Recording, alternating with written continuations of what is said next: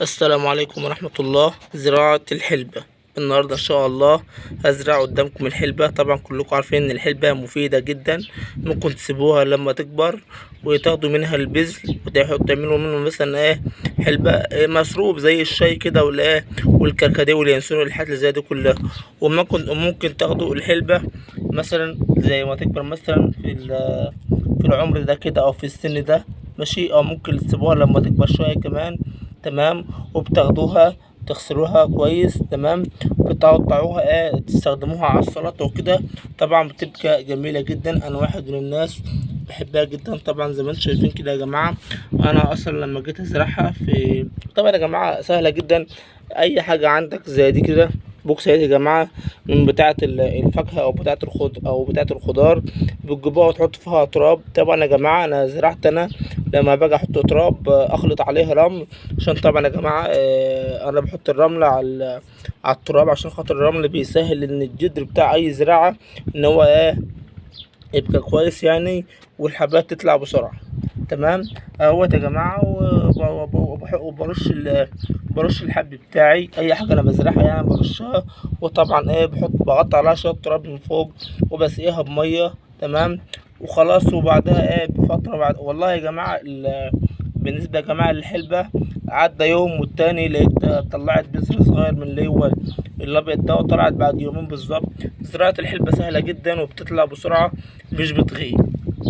تمام. كل ما علينا يا جماعة اللي احنا هنجيب حاجة صغيرة زي كده. طبعا يا جماعة اللي انا هعملها دلوقتي يا جماعة بمجرد ان هي يعني بعرفكم بس ان هي بتتزرع ازاي. تمام. طبعا انا هنا طبعا كنت اللي عايز يتقل اكتر من كده يتقل، انا كنت مخففها عشان خاطر الورقة تطلع كويسة.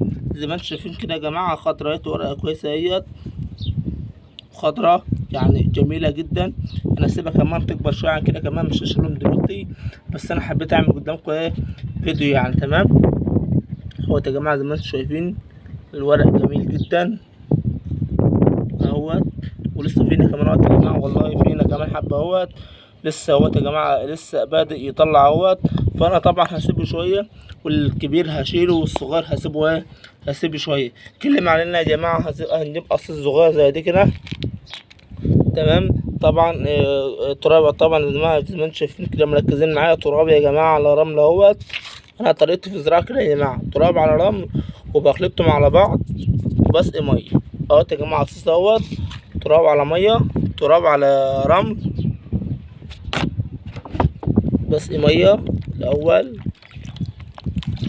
طبعا يا جماعة أنا بسقي الأول، وبعدين لما الأرضية تشرب التراب أو القصيص يشرب المية، تمام، بحط الزرع بتاعي وبحط أحط عليه شوية أحط الزرع بتاعي وبعدين أحط عليه شوية تراب من فوق.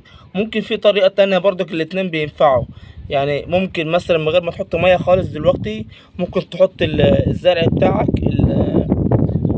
ممكن تحط الحلبة بتاعتك وبعدين تغطيها بشوية تراب من فوق وبعدين تسقي عادي. دي عادي ودي عادي يا جماعة، بس أنا الطريقة ديت أنا بجربها على طول وبتجيب معايا نتيجة زي ما انتم شايفين كده.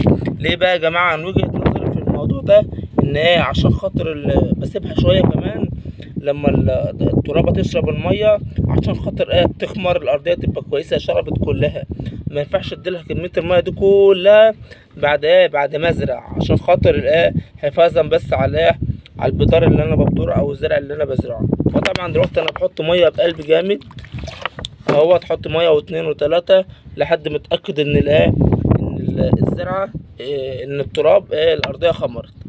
تمام. زي ما انتم شايفين كده خلاص يا جماعه، بالنسبه لي انا كده خلاص الارضيه كمان الطينه شربت اهيت، والبتاع عامل خلاص الطينه خمرت خلاص اهيت. زي ما انتم شايفين كده يا جماعه، الحلبات اللي انا هبدرها اهيت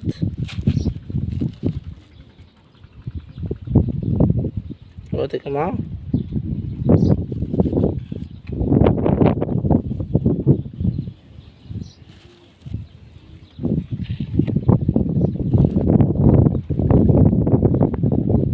عايز تتقل تقل، عايز تخفف خفف براحتك يعني. انت ممكن تتقل ماشي، بحيث مثلا لو ما طلعش كله ولا حاجه.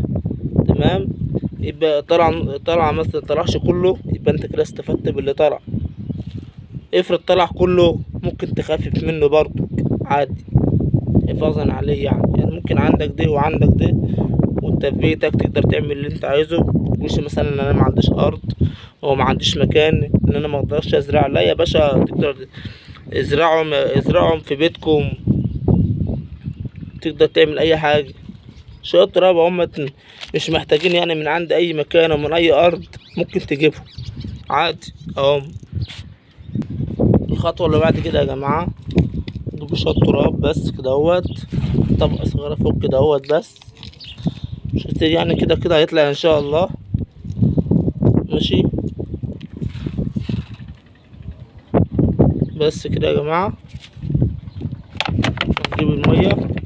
طبعا يا جماعه لما نيجي نسقي تاني مره ما ينفعش، لازم تحط بحذر عشان خاطر الحلبة او الحاجة اللي انت هتزرعها يعني، سواء لو بضار ما تعومش على وش المية، لازم ترش بحذر يعني. اهوت يا جماعة زي ما انتم شايفين كده كده زي الفل. وبكده يا جماعة اكون وصلت معاكم لنهاية حلقة النهاردة. تمام، بالله عليكم يا جماعة اشتركوا في القناة اللي مش مشترك في القناة يعني، وفعل زر الجرس واعمل لي لايك، ولو تقدر تعمل لي كومنت كده حلو على ذوقك وتقول لي ايه رايك في الفيديو. والسلام عليكم ورحمة الله وبركاته.